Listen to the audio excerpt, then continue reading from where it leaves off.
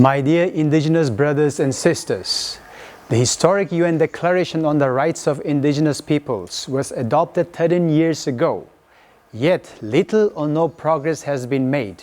Instead, we are witnessing the rise of and consolidation of extreme right-wing populist and authoritarianist agendas since the last decade in Asia.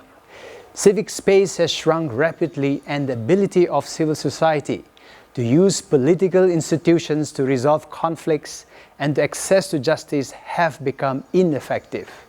We continue to be labeled as those posing threats to national security and as against development.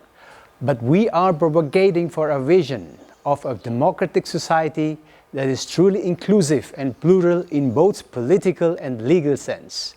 And we are advocating for global environmental security and sustainability, which is a prerequisite for human existence.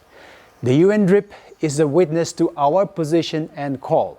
We worked hard and fought for it and earned it. We must remember that this declaration is an international commitment for ushering in peace and justice. That declaration captures the vision of indigenous peoples for global peace and justice. It provides for the framework for governments and indigenous peoples to engage and develop a reconciliatory and transformative pathway. But we are far from it. Why is this so? First, I want to demystify the perspective that attributes lack of transformative political and institutional change to political will. Reform failure or non-implementation of agreements, stagnating institutions, or social exclusion are easily attributed to lack of political will. But this is insufficient, and it can in fact be misleading.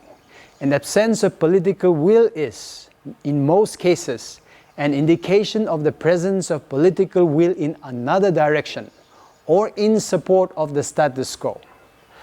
And the current trend in Asia is the evidence to this. That is why we see the consolidation of the populist and authoritarianist agenda in Asia. So it is not the lack of political will, but it is the competing visions that are antithetical to each other.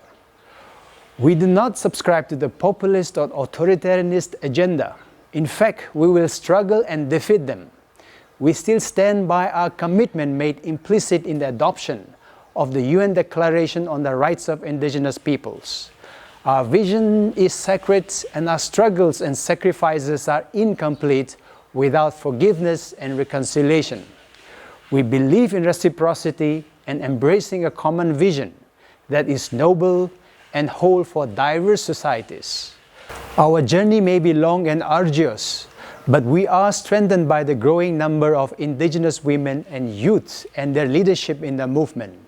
Indigenous women's power has become the power of indigenous movement, and indigenous youth has come to represent the resiliency of our people.